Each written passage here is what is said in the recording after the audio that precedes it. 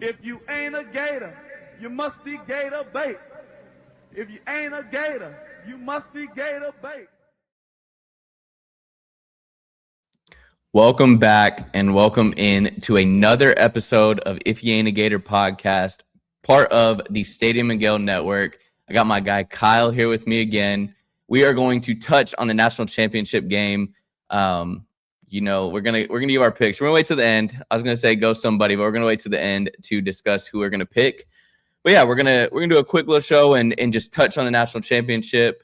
And hopefully our Gators are there next year, and we can touch on us being in there.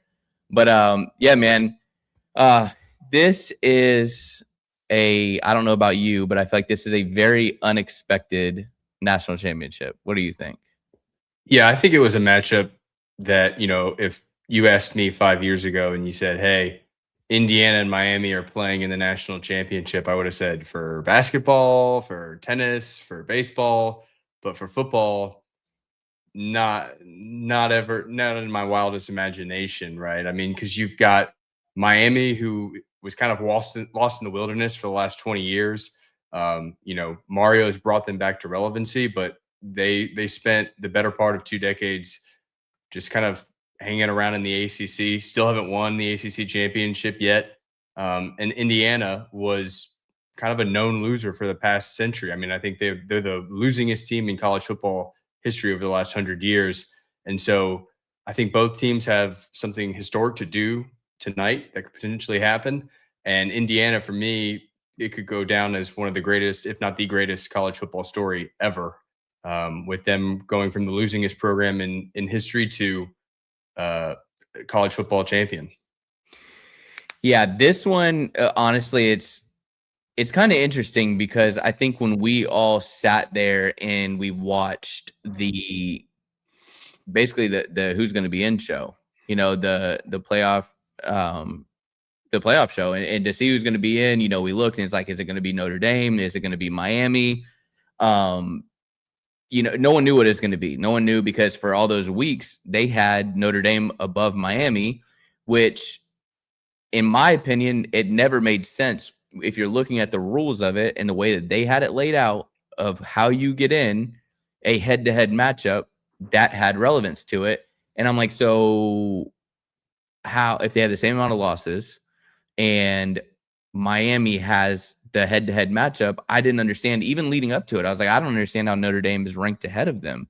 Only, I guess, based off of later losses, I guess you'd say, but it didn't make sense to me. But I think that it shows right now that the committee got it right.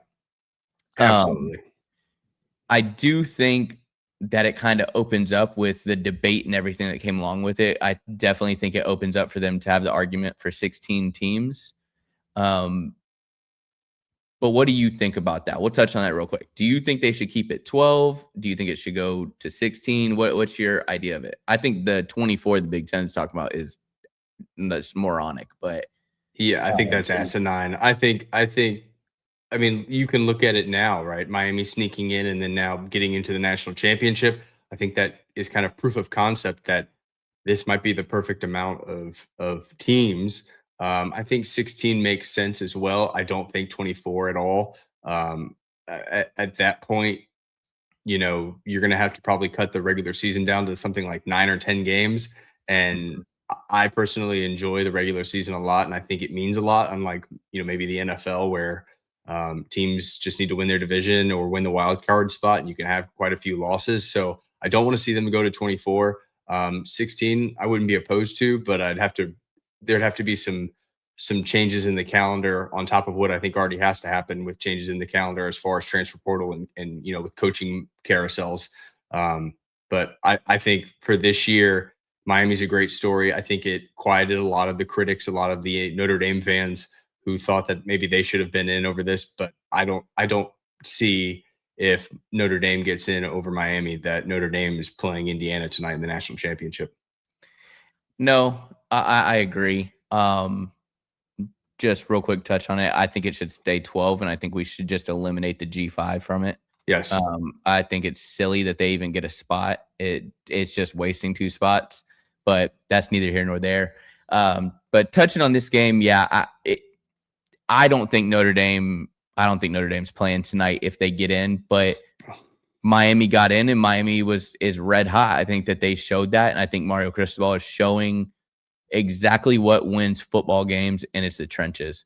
I mean, you can look as sexy as you want on the outside. You can have, whatever on the outside on either side, offense or defense. But if you win those trenches, you win ball games. I mean, that dictates the game. I think Nick Saban, he was on game day right after Miami got in, and he's like, watch out for Miami because nobody's going to want to play them because of their front seven on both sides. And again, the GOAT was spot on there. So, I think this is going to be a great matchup.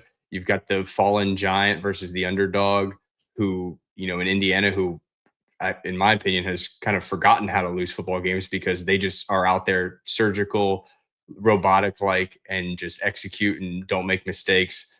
And you've got Miami at home, in Hard Rock Stadium, and it's going to be really interesting. I'm curious to see once they start the broadcast, how many Indiana fans show out because, I think they had something like 85% maybe of the game 2 weeks ago for their bowl. And so I'll be curious to see how well Indiana travels. But, to me, this is really a matchup of, the machine in Indiana versus the brawler or steamrollers in Miami Hurricanes. Yeah. I think that you could put that perfect. This game kind of reminds me a lot of if like you had a Muhammad Ali versus like Mike Tyson type matchup, whereas I think that Indiana is that Muhammad Ali, and they can from the outside they can pick you apart. And just looking at Mendoza is the perfect example of that. I mean, he's almost too perfect. Honestly, it's kind of scary. He reminds me a lot. I think the comparison, I might get a little bit of hate for it or so, but he reminds me a lot of Andrew Luck. Just the way he stands there in the pocket and he can distribute the ball, and he doesn't make a whole lot of mistakes. Honestly, right. They set him up for perfect success, and if they need to get the ball out quick, they get it out quick. And he doesn't make, like I said, a whole lot of mistakes.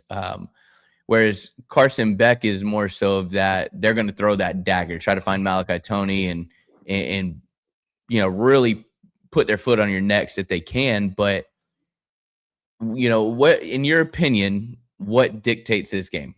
One area that just dictates this game, not what's going to help them win, but you think can really take a hold of this. So again, to me, it's machines versus the brawlers, right? You've got Indiana, who's probably the most fundamentally sound, situationally aware, disciplined team in the country right now.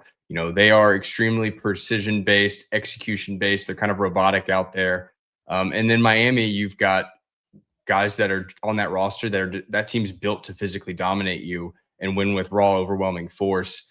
And so I think Miami's strategy is, look, we're going to go out there and we're going to punch Indiana in the mouth, be the tone setters, old school, trench football philosophy. And the games, their philosophy is games are won in the trenches, and they've got 5- and 4-star guys all over the field versus Indiana, who's got a lot of, 6th, 7th year senior type guys. But I think there's a few keys to victory. The big thing I'm going to be watching is the war in the trenches, those bulldozers on Miami's side. And then you've got maybe a bit of a smaller group of front 7 guys for Indiana, but they're tactically built and they put those guys on the field in strategic spots to do a lot of very exotic stunts and to create a lot of havoc there in the trenches. So I think that's going to be the big difference is Miami has the size, but Indiana has the guys out there that can make those plays and run the defense that they need to run to keep teams from scoring on them. Yeah. I think that for me, it's going to come down to Miami's defensive line versus Indiana's O-line. I don't see a team in the country that can hold Miami's defensive line the whole entire game, unless they quite literally hold them. Ruben Bain is just a freak of nature. And I think that Miami defensive line, I think that's what it's going to come down to. If Indiana's O-line can withstand them and can keep Mendoza upright and he's not getting disrupted, because we haven't seen that again this year that much. We haven't seen Mendoza get pressure and have to move around and have to get uncomfortable. He just kind of stands there and surgically picks people apart. He does what he wants back there. And I think that's the big thing with it when you look at it is Miami's D-line going to be able to disrupt him? Because if they can and they get him uncomfortable, we haven't seen how he's handled that. We haven't seen how he's had to put the ball into uncomfortable situations. I think another thing that really does kind of play into this, and it might sound silly, but it does. It's a massive thing. Is Mendoza's from Miami. You know, he wanted to play for Miami. And I think that there's going to be a little bit of oomph there where it's like, yeah, you can say like, oh, it's home field advantage for the Hurricanes or whatever the case may be. You know, they pack 400 people in their stadium on a regular game day anyways. But, you know, Mendoza he's going to want to impress. He's going to want to show out. You know, he's from right there. He's grown up around there. So I think it's a fun matchup. Honestly, I like the matchup. Again, I think the biggest question in the trench side is going to be, I don't think Indiana has a shot at going one-on-one, head-to-head with Miami's defensive front. The question is going to be, what does Curt Cignetti have up his sleeve, and how is he going to out-scheme the raw physical size and strength of this Miami front? And that's really going to dictate, I think, who wins this game. And I've bet against Cignetti a few times this season on the Hard Rock app, and it makes me a little nervous because every time you count that guy out, he's got something for you. He's got a good counter punch, and so I think the trenches is going to be the most interesting part of this game. And like I said, I don't think you can out physical and overpower Miami's team. But I expect Curt knows that as well, and he's got a scheme and some wrinkles for it. Yeah. So, in your opinion, this is a random question popped in my head. Who's the better coach, Cignetti or Cristobal? Oh, I think it's Cignetti. I mean, look at the talent makeup on both of these rosters, right? Miami, you know, they've gotten big guys out of the portal like Carson Beck. They've recruited big, huge playmakers. With Bain, with Malachi Toney, some of those guys. So, you know, I think Miami obviously has all the talent and they have all the stars. But Curt Cignetti, I think, has done something in these last two seasons that will go down in history, and that I don't think I've seen anybody ever do. Just looking at the talent makeup on this team, I mean, really, it was kind of, you know, Indiana was in a bit of a way was kind of like the land of misfit toys. You know, players that nobody else wanted, nobody else, you know. They may have overlooked them. Maybe they were a little bit smaller. Maybe they weren't as fast. And he has squeezed every drop out of that orange out of this team. And that's why they're, you know, chasing perfection tonight. Yeah. So give me your keys to victory just overall for Indiana, and then also touch on Miami, just how you believe each team, how you think that they can win, and just, you know, what do they have to do to cap this off and come out champions? Yeah, so I think there's probably 4 parts to victory, or maybe 3 parts to victory here, right? We've talked about the trenches. I think the next thing is the quarterback question, right? We've kind of got, on one side, we've got Fernando Mendoza, who's robotic and a surgeon out there, doesn't make mistakes, distributes the ball, runs a very clean offense, makes sure everybody's lined up correctly, make sure all of his checks are done and everything's good to go there. And then on the money down, you know, getting ahead of the chains or getting into those third and manageables and not having to convert on third down with, you know, a 3rd and 8 type of situation. And so to me, the biggest thing for both of these teams is going to be limiting mistakes, because I think whoever wins the turnover battle wins the game. And then I would also probably go out and say whoever has the highest third down conversion rating is probably going to win this game as well. And if you look at these teams, you know, again, differences in schedules can move these stats around a bit. But Indiana's offense is rolling. They're number 1 in the nation by a long shot in third down conversion. Both of these teams have elite defenses, and I think that's really what's going to make the difference, is who can dominate on the trenches, who can play a clean game at quarterback, and then who can convert on third down and keep the drives alive. Yeah. Yeah, I like that. Yeah, I think, I mean, you touched on it. You hit the nail on the head.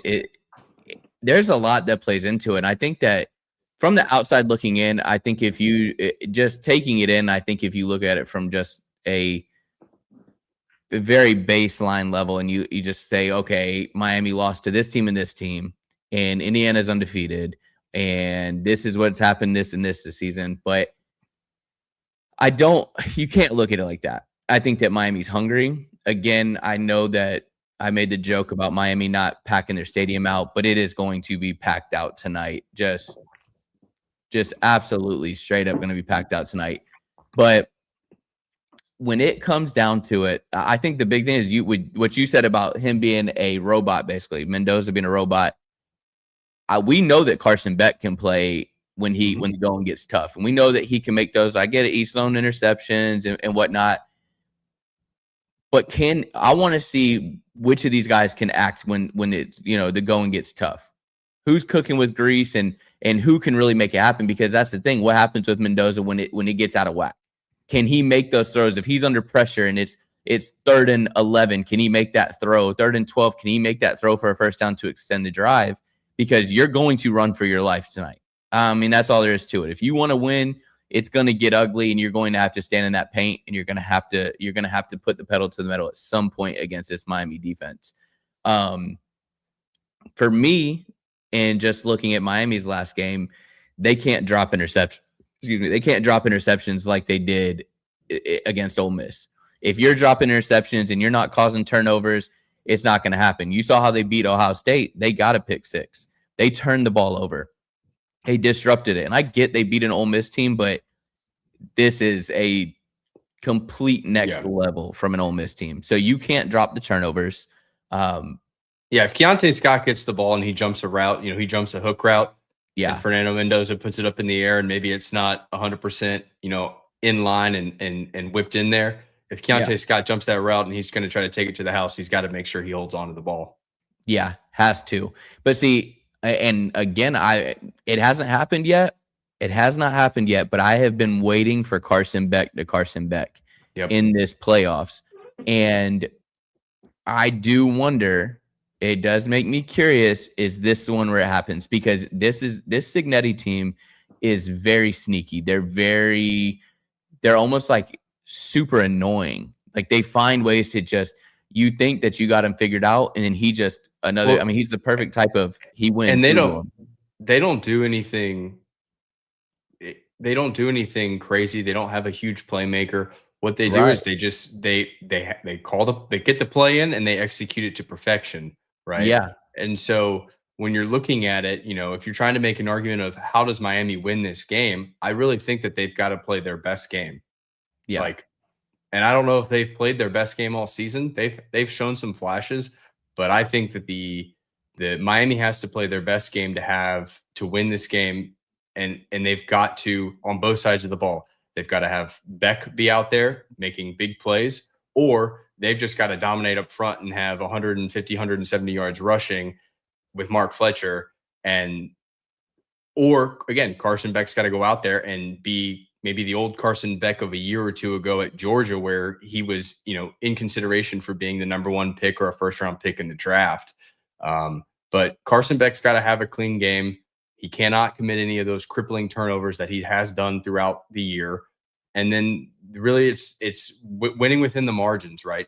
They had, I think, 7 or 10 turnovers for like 70 yards in the last game against Ole Miss. That can't happen. You've got to win the penalty and the turnover battle, because Indiana is not going to make mistakes. They're not going to turn the ball over.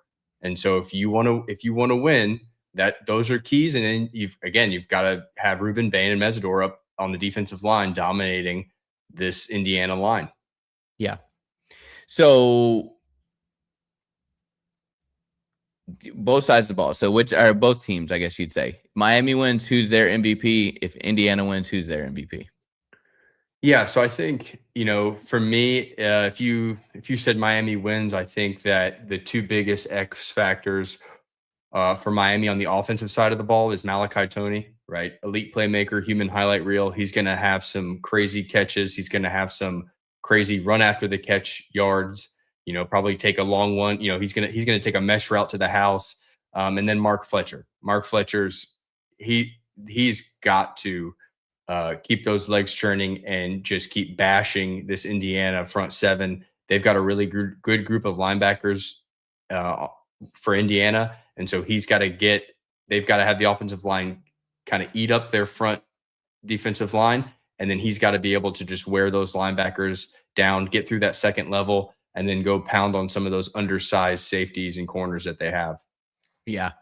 I think that for Miami, if they're going to win, I think the two people for them, it's going to be Malachi Toney is going to have a huge game.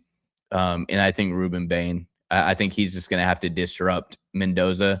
But I think both sides of it, I don't see Carson Beck being the difference maker. I think that their whole game plan is going to be hand the ball off and then just find Malachi. If at the end of the game, if Carson Beck is maybe their leader in rushing yards or a certain stat category, they probably have lost that game, or maybe they snuck something out at the very end. But yeah, if Mark Fletcher is not a huge part of the stat line and the story of this game, I don't see Miami winning. And then Miami on the defensive side, we talked about it with Ruben Bain and Mesidor. If you told me, hey, those guys are going to combine for 6 sacks tonight, I probably am going to put my money on Miami getting the W.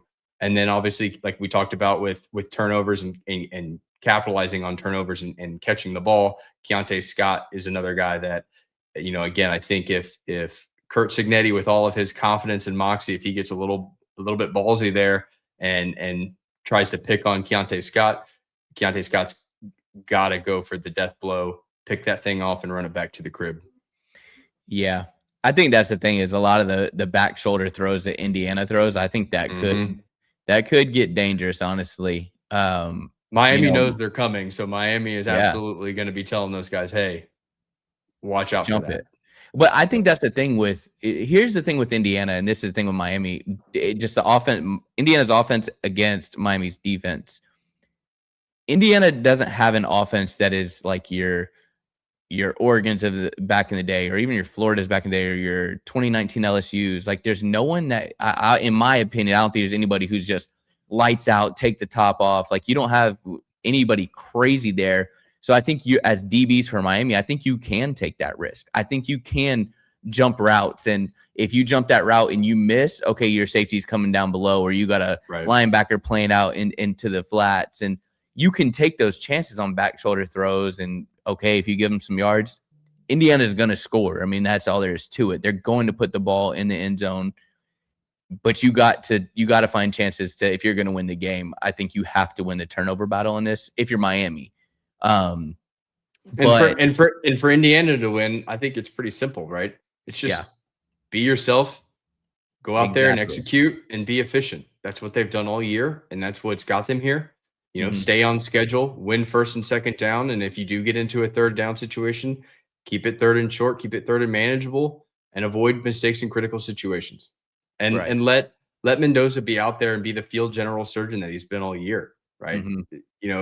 If he goes out there in the first drive of the game and he starts throwing the rock around there and having success and making a lot of completions. I mean, the guy had more touchdowns last week or 2 weeks ago in the last game than he had incompletions. Yeah. So if he gets on the heater, he's going to be really hard to stop. In your opinion, Indiana wins this game tonight. Are they the best team of all time, going 16-0? Gosh. Again, I think what they've done, with the expanded playoff and going undefeated, I think that resume is probably the most impressive. Yeah. I don't know if you put them up against the early 2000 Miami teams, the USC teams with Reggie Bush, Matt Leinart, the 2019 LSU team with Joe Burrow, Jamar Chase, Justin Jefferson. Like, they don't have any sexy pieces. They don't have any superstars, but they just I gotta stop you for a second. I'm so disappointed. You got to be a little biased. You got to throw us in there a little bit. You got to say the 08 Gators at some point. You got to put us in there. At least, hey, you got to be biased a little bit, But anyway, sorry, go ahead. Sorry, But I think they're all of those teams are in the conversation. They're all built differently. yeah, It was always all of them are kind of from a different era. yeah. So again, I think as a team and what they've done with the amount of talent that they have, I would say if Kurt Signetti wins the national championship, this is the most impressive coaching feat of all time. Oh, 100%. I just think what he's done, I mean, he's ruined it for new coaches, like at least new team coaches, like your John Summeralls, and even your Lane Kiffin's going to LSU, and just all these new coaches that are moving around. Your Golishes in Auburn, you don't have long now because he's showing you with the transfer portal, and like you got to jump right off the charts, and Coach Sig did it right away. And I mean, even last year, I think that they were like literally a quarterback away from being contenders last year. We were looking at it, and I mean, when we were in the talks of firing Billy, I'm like, yo, go grab Pop. Let's get him coming over here. I don't care how old he is. He can give us 10 years of this. Yeah, by all means, like let's rock with that. But it just shows that you don't have long, because he's just, I mean, Mario Cristobal came to Miami the same year as Billy, so it's taking him some time, but your Coach Siggs ruined it for people. But moving on to the betting line to this game. So we got Indiana at -8.5, and the over-under set at 47.5. What are you taking that? Are you taking the -8.5? Are you taking the over-under? What are we looking like here? I got in early. I think the line opened at -7.5. I've got a big bet on Indiana -7.5. Okay. Again, Cristobal, I think, has avoided some of those Cristobal-like moments that he's had in the past. I don't think necessarily maybe he has one today, but it wouldn't shock me. But like I said, I've bet against Sig a couple times and have paid the price for it. I'm not betting against Sig this time. I think Indiana just has such a simple, easy path to victory as far from an execution standpoint. If they just do what they're supposed to do, play as a team, I don't think there was any team in the country that was able to stop them this year. And I think Miami, they really have to go out there and play not even their A game. They got to bring their A+ game to have a shot against Indiana. And I just don't think they can do it. I don't believe in Carson Beck. I think Indiana's going to do a really good job of stuffing Mark Fletcher and making Carson Beck win the game for them. And I think that just ends up with maybe 2 or 3 turnovers for this Miami team. Yeah, if you're giving me Miami +8.5, I'd throw some good cheddar on that, because I don't see it. I don't see this being a TCU Georgia type national championship. But I'll be honest, I don't see it being like a Bama Georgia national championship either. I think that I don't see it going to OT, but +8.5 for Miami with the way their trenches are and just the way the way that they have played through the playoffs, minus the Texas A&M game, which was crazy weather. Like, I don't think you can fault them for that, but I feel like each game they've elevated and they've gotten better. Yeah. I don't think they have a home field advantage in Miami at Hard Rock. Right. It's not going to be 90% Cane fans. It never is. No. And I think this matchup, to me, in my view, looks a lot like the Michigan-Washington game a few years ago. I think Indiana runs away with it. I'm going to go 35-17. 35-17, you got Indiana winning? Yep. Okay. I'm going to give my prediction here. Here we go. We just hit 1,000 subs, and we're probably going to lose them. We're going to lose a good chunk of them real quick before I say this. Don't do this. Before I say this, I want Indiana to win. But I think that Miami's trenches, I think the D-line and the O-line for Miami is going to dictate the game. And I think that it is a 24-21 win for Miami. I will say, and I'm just going to stand on that. That's my prediction. That's how I think the game goes.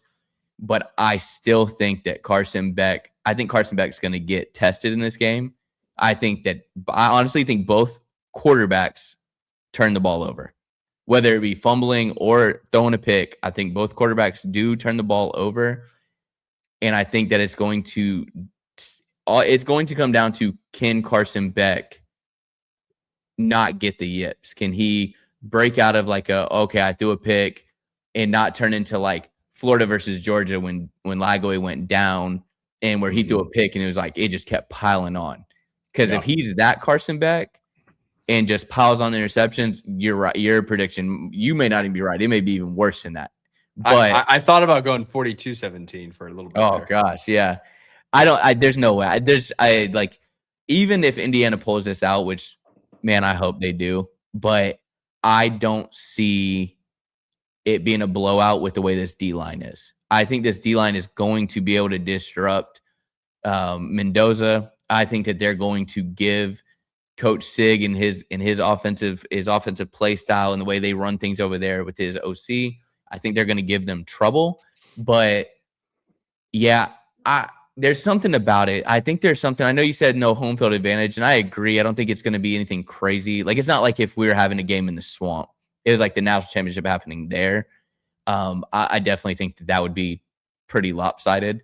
But I do think it's going to bring like a little extra juice to them.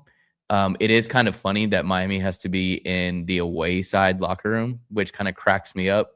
But I do think there's a different energy there. I just think that there's something there. I think that Carson Beck does have a lot to prove.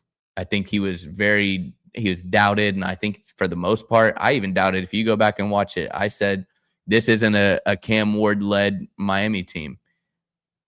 And I mean, in all reality, I'd say if you put Cam Ward there, I think they walk away with this national championship. But if Cam Ward's back there with this roster and with Malachi Tony, I'm probably I'm laying the points. I'm not taking Indiana minus 7.5. I don't even know if they win that game because, again, I think there's Carson Beck is a big downgrade from what Cam Ward was. Yeah. Yeah, but see, and the thing is too, is he's got a huge arm, and that's the big thing you have to look at is he can put that ball down the field. Now, I watched Jamarcus Russell. Yeah, but see, watching Miami's games matters more. He'll periodically hit the middle, but that's where he gets into interception trouble. Yes. Is when he has to. If you can cover the outsides and you can push everything in, Carson Beck gets in pick trouble whenever everything is pushed to the inside. If you can sway it to the outside or you can push Malachi Tony beyond 5 to 7 yards, you can start to control the game. You can dictate what Carson Beck's going to do because he gets kind of lost when he gets in that middle area and he doesn't know where to place it. But again, I think that I am very, very, very high on that defensive line from Miami.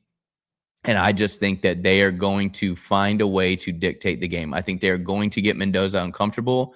I think that they are going to have multiple sacks tonight. And again, I think that they are the cause for the turnovers tonight. And yeah, I got to go 24-21 Miami. But Indiana, please. Coach Sig, please. I can't. I just can't. I can't take the Miami fans. But hey, he wins. Google him. Exactly. We should have had that in Gainesville last year. But hey, we got Coach Sum now. He's gonna have us here next year. I'll go ahead and start line right away. Yeah. SEC Signetti. I'm calling it now. Good gracious, man. Yeah. I hope for a great game. I don't want it to be, honestly, when it's all said and done, I'm a college football fan. I don't want it to be a blowout. I hope that it is a war until the very last second ticks off the clock. That's what I hope for. I hope it's fun. It's our last college football game for 8 months. So I hope it's just a barn burner out there. I'd love for it to be like a 42-38 type game. And, it's just a blast to watch. And we're on the edge of our seats till the very end. But yeah, so you got Indiana. I got Miami. I guess we'll talk this coming week and on the regular show and see. One of us will be eating crow. Yeah, exactly. Like Neo here in the comments. Just so you know, Neo, next time you comment, if Miami wins, I need a video of this. I need a video sent to my X or to Instagram or whatever you have, send it to me there. I got to see it. But yeah, man, I appreciate you guys hanging out with us. It is going to be a fun game tonight, or at least I hope it is. And we will see. Is Kyle right or is JB right? Come this week's show. But we appreciate you guys hanging out with us. Unfortunately, like and subscribe. We got Yes. 1,000. We got 1,000. We passed 1,000 follower mark, subscriber mark. We had a big video last week. We got more coming. Make sure you guys would Exactly. like and subscribe. It helps us out tremendously. Thank you again. Yes, thank you so much. Seriously, if you're watching this and you're not subscribed, it is free to do so. Just click that red button. It helps us out so much, and it means the world. We're just trying to keep growing and just keep elevating this show and making it better and better for you guys. But you know how we end it. You know how we do. Hopefully, we are talking about our boys in this next year, and we're a lot more nervous at this point of the day next year. It'll You be a guys know how longer we end it show. here. It'll be a longer show. If we It'll be a much longer show, and I'll be a nervous wreck, an absolute nervous wreck. But you guys know how we end it here. If you ain't a Gator, y'all know the rest. Gator, babe.